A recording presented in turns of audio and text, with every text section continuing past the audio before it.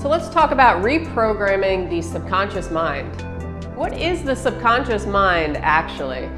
Well, it makes up for about 90 to 95% of our thoughts.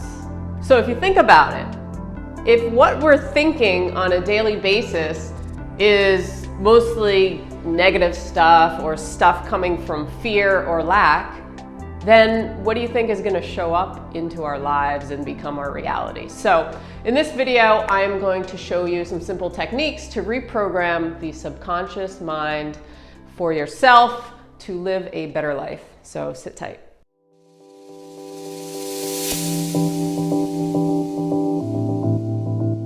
Welcome back to another video. I'm Jen. Let's talk about the subconscious mind. So you have this brain, right? And you have your conscious side and your subconscious side, your conscious brain, subconscious brain. What exactly is the difference? Now, I've talked about this in some of my other videos. The conscious mind is our mind of reasoning. It basically helps us make decisions in life, and it's our conscious self. So we make decisions based on our senses, so our five senses. What we bring in, what we interpret, and it's kind of our logical reasoning side. The subconscious mind, on the other hand, is all that deep, dark, happy, whatever, memories, everything else, basically. So it's 90 to 95% of our thoughts and memories, and it basically is involuntary. So if you think about it, we don't have to think about the subconscious mind. It just does the work for us. It is on the job 24/7. So it is making our heart function and our, the heartbeat and our lungs function and everything, all the vital organs of our body. We don't have to tell it what to do. I mean, can you imagine if we had to tell ourselves to breathe every day, how nerve-wracking that would be? With our conscious mind, if we had to remind ourselves to breathe or for our heart to beat, we would be crazy. We would be out of our minds, stressed out, because it would just be too much. So we have this involuntary system, the sympathetic nervous system, which does everything for us, and this is what this is what the subconscious brain does. So it basically takes everything that you've experienced and it forms an imprint in your brain. So why is it so important for people to reprogram their subconscious? Because a lot of times we make decisions and we do things and we see things come into our reality, and those things come into our reality because they're based off of negative subconscious beliefs we have about ourselves, about things we've experienced in the past. So if we've been thinking a certain way all of our lives for 20, 30, 40, 50 years, and that is just stamped in our subconscious mind, which is 95% of our brain, then what we experience in our reality is going to just be kind of like on autopilot. It's going to be a repeat of the same thing. I think it was Dr. Joe Dispenza mentioned in one of his books that by the time we're like 35 years old, we have formed our basic identity, like all the connections in our brain, where we basically, by our mid-30s, we just go on autopilot in our lives. So to reprogram yourself, it takes a little bit of effort, and part of that effort is affirming to yourself or creating new circuits in your brain from a conscious level, but you can tap into your subconscious and reprogram for yourself. So for some people, it's difficult because, again, if you've had a traumatic past and you've had 20, 30 years of feeling insecure, or you grew up in a poverty mindset because your family was poor, or you grew up thinking that you were overweight or something like that, and people bombarded you and judged you and criticized you and bullied you, then this is stuck in your brain. So you have to reprogram yourself to get out of it, to free yourself of it. So how do you do it? So there's a few different ways. There's a lot of methods. You could see a hypnotherapist for one. If you ever see, people get hypnotized, what they do, they're put into this trance-like state, which opens up their subconscious mind, makes it more open, more vulnerable to suggestion. So the thing you can do for yourself is before bed or as soon as you wake up. Preferably before bed is a great time because you can relax yourself. You can get into this relaxed, almost trance-like state, which is almost like self-hypnosis, and calm everything down. So if you can get yourself into this sleepy, trance-like state, then what happens is the conscious mind is submerged. It's no longer there to kind of ruin your affirmations for yourself, because what the conscious mind wants to do every time you say affirmations, and this is why affirmations a lot of the time don't work for people, because they're not really believing them to be true. They're just saying the words, but you can't just say the words without getting it, they're just words. You have to actually get it into your subconscious mind. So by putting it in a sleepy state, putting yourself in a sleepy state, you are submerging the conscious mind, which is always going to try and fight you on things, because again, it's the logical reasoning side. So it's going to try and protect you, and it's going to try to, if you're affirming to yourself that I release myself from this habit, or I'm free from this habit, what your conscious mind is going to do, it's going to say, no, I still have this habit. I still have this habit, and it's going to go off and it's going to think about things and that kind of thing. So when you put yourself in a sleepy trance-like state, then the conscious mind is you put it on the back burner.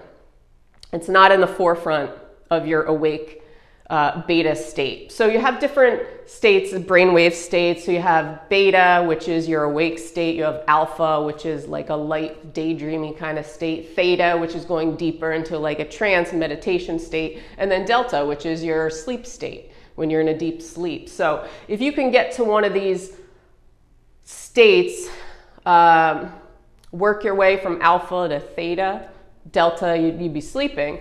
But if you can get yourself into a very sleepy trance-like state, then you can say things to yourself and it'll be more powerful coming into your subconscious mind. So what happens when you go into your brain waves actually slow down as you go into the deeper states. So for example, before bed, if you want to do affirmations for yourself, you have to make sure that it's something that you can believe as well. So you're not going to say, if you are poor or you are living paycheck to paycheck, saying to yourself before bed, I am a millionaire or something like that, is not going to be as effective as if you concentrate on certain words, almost like a lullaby to yourself. So instead of that, you could use 2 or 3 words. My suggestion would be something like wealth, success, freedom, and spend 5 minutes in the sleepy state right before bed, affirming, telling those words, speaking those words to yourself, saying them over and over again to yourself. Because those words, they're vague enough where you can actually open yourself up to the suggestion. So saying I'm a millionaire or something like that, or I'm 120 pounds or something when you're 200 pounds is not going to be as effective, because you're not going to believe it for yourself. So do it that way and you'll see that it's much more effective, and that's basically the way to do it. You don't have to go through a whole day of like hypnotizing yourself, but this is something that you can do on a consistent daily basis. And the more that you actually believe that it'll work for you, the more it will work for you. Because again, in your subconscious mind, you believe that it's working for you. So this can take weeks, months. It could take a while. But if you stay consistent with it, you'll notice that you start acting and thinking differently. But you have to be consistent with it. That's very, very important. Or say you want to break a bad habit. You can use something like, I release myself, I am free from this habit, or you can use just certain words like release, freedom, happiness. The other thing, if you have to choose that you actually want it as well. I mean, you have to desire it. You can't just say the words and be done with it. So the tricky thing about the subconscious mind is, and it's again why affirmations don't work for people, or if they're writing affirmations, because they're writing the words, but the subconscious mind is saying otherwise. So if you're writing, I am wealthy, or I am happy, or I am, I don't know, I am loved in a loving relationship or something like that. If subconsciously you've always told yourself the same story over and over again, that you're poor, you're insecure, you're single, nobody loves you, there's a mismatch. And that mismatch is not going to bring that into your life, into your reality. It's not going to change anything. So a lot of times it's tweaking what kind of affirmations you're using for yourself, and using ones that are a little more open. So again, wealth, success, freedom, abundance is a good one, because you can think of these things in other terms, not just paper money. You can think of these in terms of things that you already have in your life that you're grateful for, and you can open up to that. And the more you do this on a consistent basis in that sleepy state, the more it will seep into the subconscious mind.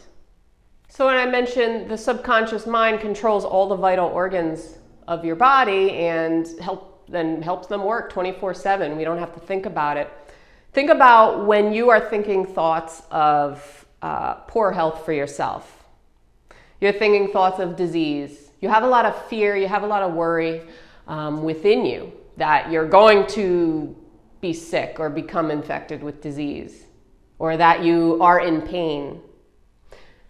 Realize that these are affirmations you are telling yourself, even if you're not speaking them, but you're thinking them. And 95% of your thoughts are focused on disease and worry and anxiety and fear. These are all negative thoughts. These are all negative thoughts. So if you have mostly negative thoughts, then your vital organs will become disrupted, because your subconscious mind controls them. It controls the functioning of your body. So if all of your thoughts are negative and they're focused on disease, then your subconscious mind is going to believe that you are the disease, or you do have pain, or you are sick. So in the book, The Power of Your Subconscious Mind by the author Joseph Murphy, it's an older book, he describes two types of fear. So we have ingrained fear within us. So we have fear of falling and fear of noise. And these are survival protective mechanisms. So if we were crossing the street and we hear a car coming, we would be able to jump out of the way because we would hear it. And falling, protects us as well from dying. But we have something called abnormal fear. And abnormal fear is from our imagination, mostly. So it is basically when we are imagining something to happen or to be true that hasn't happened yet. So it's the fear of failing, it's the fear of sickness, it's the fear of poverty, it's the fear of all these things that are in the future. They're not here yet. So they're abnormal because it's not protecting us. It's coming from our imagination. We're making it up. We're making the story up. So two types of fear. Fear it's ingrained in us for protection. But when we start fearing things in an abnormal way, this is where it affects our life, and it turns into these negative thoughts, and that takes over most of our brain, most of the thought forms in our brain, and that becomes our reality. That becomes our negative reality, our reality of fear, or a reality of sickness, our reality of disease for ourselves, our reality of insecurity and worrying all the time. That becomes our reality. So the subconscious mind is no joke. But just because you've thought a certain way, you've thought negative all your life, a lot of times we don't realize that we are thinking negative. Because it's so imprinted in our head, we just think that that is the way things are. But you can reprogram yourself. You can reprogram yourself so that that is not the way things are. You have the ability to shift the mindset to something positive, to health, to abundance, to success, to happiness. And the other side of it is that if you are making a request, you're requesting to be happy, you have to make sure that you actually want to be happy. You have to actually make sure that you desire to be happy, because not everybody actually desires to be happy. Some people choose to remain in a victim mindset because it gets them attention. They have disease, they have pain, it gets them attention. They have a bad habit, it gets them attention. So just be aware that sometimes you can be stuck in a victim mindset where you don't actually, I know it sounds absurd, but some people actually do not want to be happy even though they say they do, because the normal is that we should be happy. But if on a subconscious level, you find that your unhappiness or your victim mode is giving something to you, you're obtaining something from it, that's filling you or fulfilling you in some way, filling some sort of void for you, then you have to be aware of that, because that can lead you down a path of just chronic, perpetual state of being in a negative vibrational state for yourself. So something to figure out for yourself, why you find that positive things aren't coming into your life, coming into your reality, even though you've been doing the work. It might be because deep down, you don't feel like you deserve it. I hope this was helpful for you guys. Let me know in the comments what you think. I appreciate it so much. Subscribe if you haven't done so. I put out a video every single morning.